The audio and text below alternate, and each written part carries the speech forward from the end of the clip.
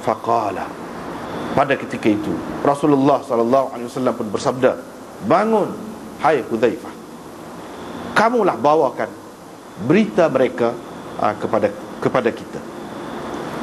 Aku lam ajid buddan, tak dapat tidak.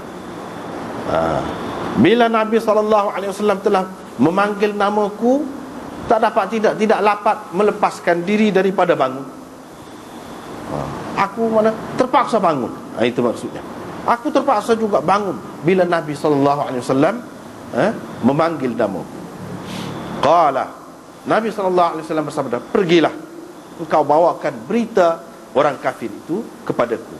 Wala tadha'arhum, tetapi jangan engkau mengejutkan mereka sehingga mereka datang kepadaku. Falamma wallaitu min indihi, apabila aku telah berlepas daripada sisi Nabi SAW, ja'altu, aku berasa, ka'annama amshi fi hammam, seolah-olah aku berjalan di dalam bilik mandi air panas. Itu hammam. Hatta ataituhum, sehingga aku sampai kepada mereka. Aku nampak Abu Sufyan sedang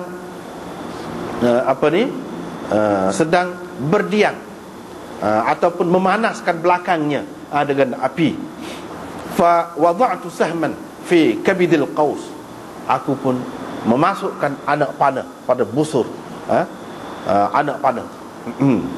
Fa aradtu an armiyahu, dan aku mahu memanahnya, tetapi aku teringat, aku ingat kata-kata Rasulullah sallallahu alaihi wasallam, jangan kejutkan mereka sehingga mereka datang kepadaku.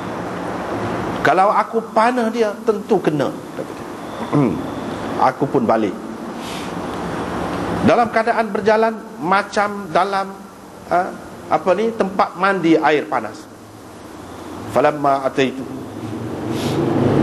bila aku pergi sampai kepada Nabi SAW, aku pun menceritakan kepada baginda tentang cerita ataupun keadaan orang kafir itu, dan selesailah kerja aku. Apabila selesai, qurirtu, terus aku berasa sejuk. Fa'albasani Rasulullah sallallahu alaihi wasallam, pada ketika itu Rasulullah sallallahu alaihi wasallam memakaikan kepadaku lebihan kain selimut yang dipakainya untuk bersembahyang. Teruslah aku tidur hingga ke pagi dengan berselimut, dengan kain selimut. Apabila pagi sampai waktu subuh, Nabi SAW pun kata, qum, bangunlah wahai orang yang tidur, wahai orang yang kuat tidur. Jadi ini kita tak habis lagi baru ni kan, cerita suluh Hudaibiyah tu. Kita start situlah malam ni.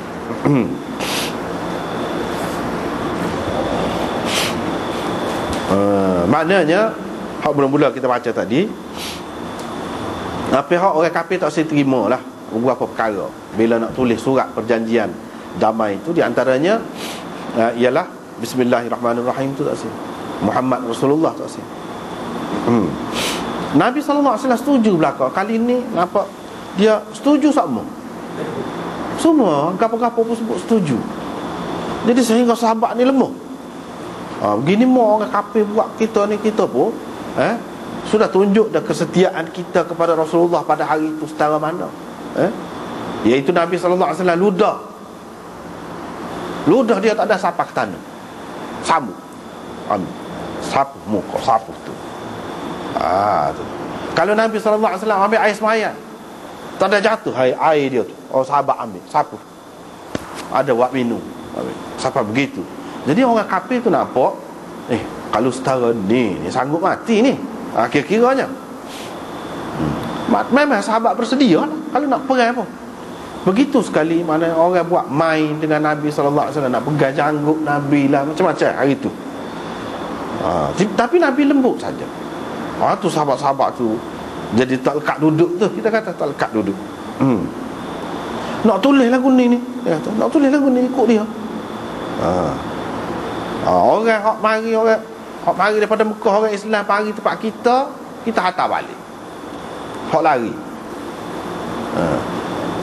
Tapi kalau orang kita pergi dekat dia,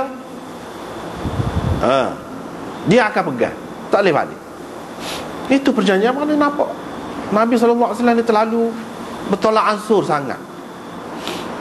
Beralah orang kata, kalau kita kata bahasa kita Kelantan, beralah sangat. Walau bagaimanapun Nabi ada sebut di situ. Dia ada sebut di situ. Salah satu hikmahnya, bapa yang lagu tu mana kita tidak rugi tu kalau kita hantar balik orang dia hak mari dengan orang kita hak duduk sini ni balik dekat dia. Mana Allah SWT menjauhkan dia. Mana kalau dia tu orang tak molek, hak munafik, dia mari tak tahan dia balik, tak apa. Senang. Hak duduk dengan kita ni orang hak kemah-kemah belaka. Itu salah satu hikmah yang disebut di sini. Dalam riwayat yang lain ada dia sebut, iaitu kalau orang hak duduk sini dia balik pergi sana, pergi ke Mekah, tak apalah, dia pergi ke sana dia akan dakwah pula orang sana. Dia tak akan duduk saja orang yang beriman. Dia akan buat kerja sana. Kita tak rugi. Tapi kalau orang kita Islam duduk Mekah ni mari sini, kita nak hantar kelik dia, hak tu sahabat-sahabat berasa berat. Sebab apa? Tentu sekali hak mana mari itu dalam keadaan yang teruk dah. Kena apa ni kita kata, kena gari lah tangan tu, kena ikat tangan, kena seksa macam-macam. Lepas tu kena hantar balik. Nabi SAW kata tu, tak apa, Tuhan akan buka jalan lah, akan beri jalan keluar. Nabi SAW di sini banyak bertolak ansur pun. Ini Imam Nawawi sebut, dia kata maslahat dia tu lebih besar. Ini cara dari segi politik Islam ni. Mana kalau nampak kita Allah sikit pun zahirnya sekali nampak, tak apa kalau jangka panjangnya kita menang.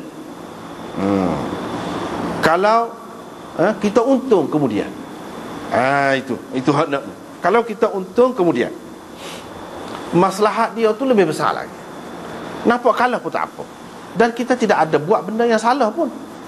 Syaratnya, misalnya kalau kata tak tulis Bismillahirrahmanirrahim, Bismikallahumma pun sama juga.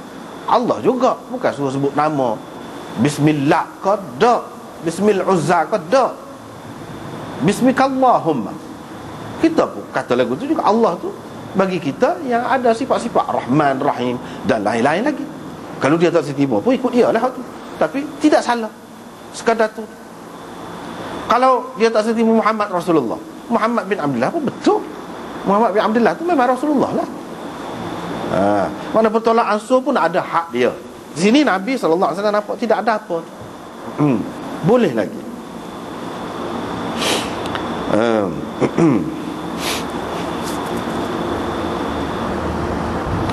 Kecuali kalau hak nak tulis tu nak membesarkan nama Tuhan orang kafir, itu lain cerita lah. Lain cerita lah. Lepas pada tu hak syarat sana, syarat atas kelik apa, dia nampak tidak rugi. Kalau lah hak munafik, kalau perempuan hak mana pergi, hak lelaki pun Nabi dia uji dulu, dia tengok dulu lagu mana, setara mana orang ni. Biasanya kalau dia tak tahan, dia akan lari. Biar dia lari, tak ada lagu tu tak apa. Biar ada hak kemah-kemah. Sebab nak duduk Madinah ni nak sanggup segala-gala. Hak tu hak nak, walaupun ada lah hak asal dia tu, hak munafik pun ada juga. Tetapi hak mari daripada Mekah ni kita tak tahu lagi lagu mana. Kalau kita hantar kelik pun tak apa dia. Kalau dia orang tak molek, maknanya Tuhan menjauhkan orang tak molek tu daripada kita. Kalau dia tu orang molek, mari kepada kita, hantar balik. Hantar balik, dia tidak akan duduk saja juga. Dia akan buat kerja cara dia. Gitu. Lepas tu orang Islam kalau pergi ke Mekah, tak boleh balik ke Madinah, tak apa juga.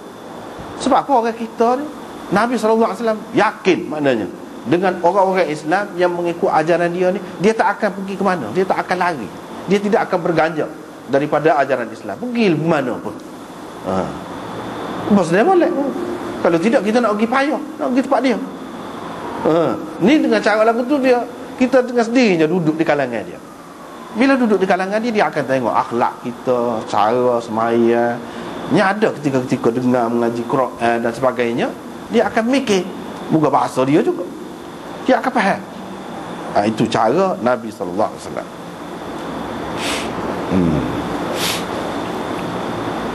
Kemudian ini mukjizat, salah satu mukjizat lah. Dengan sebab itulah tindakan Nabi ini akhirnya seperti dalam hadis kemudian tu kan, tu ayat dalam suratul Fath itu, inna fatahna laka fatham mubina, menyatakan kemenangan yang besar di pihak orang-orang Islam.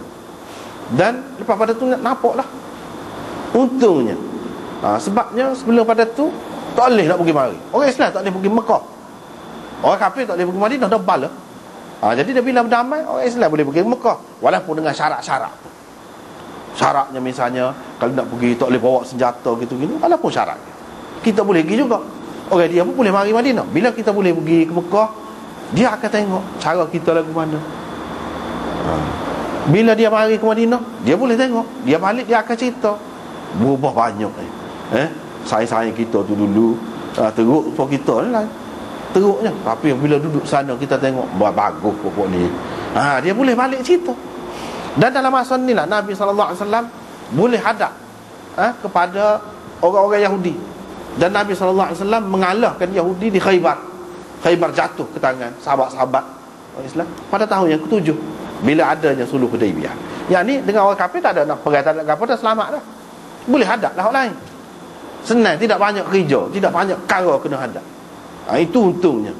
Dan pada masa itulah juga Nabi SAW tulis surat kepada pembesar-pembesar, kepada raja-raja kafir itu. Dia tulis surat pada masa itu lah.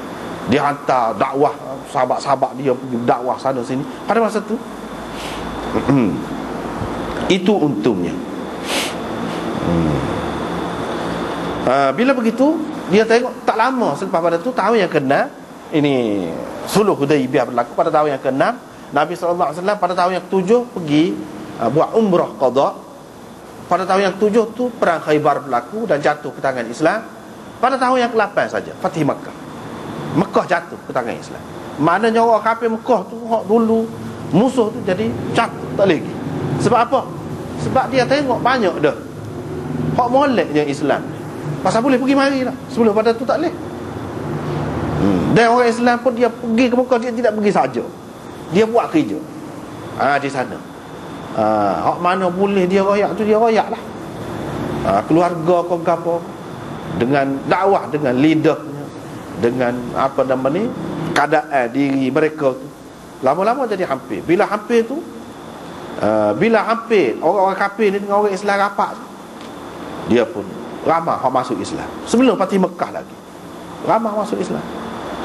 Sebelum Fatih Mekah lagi, dalam masa perdamaian tu ramah hak masuk Islam.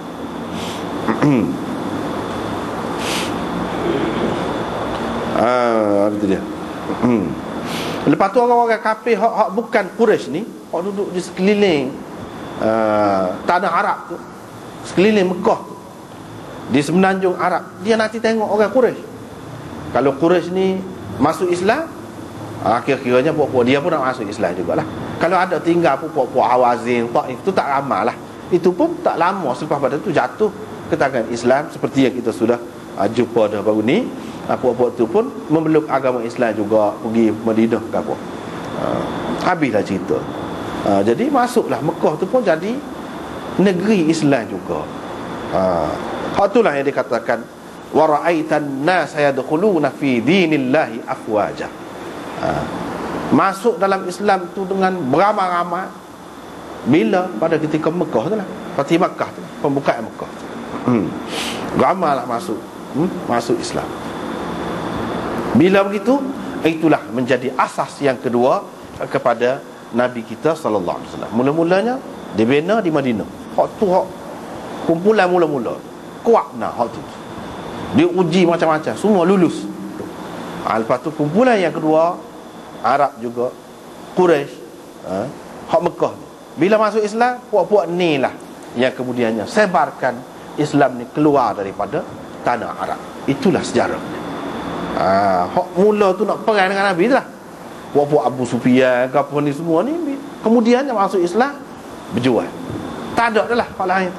Nak perang dengan orang kafir hak lain pula, bangsa lain pula, bangsa lain pula. Itulah ceritanya di sini.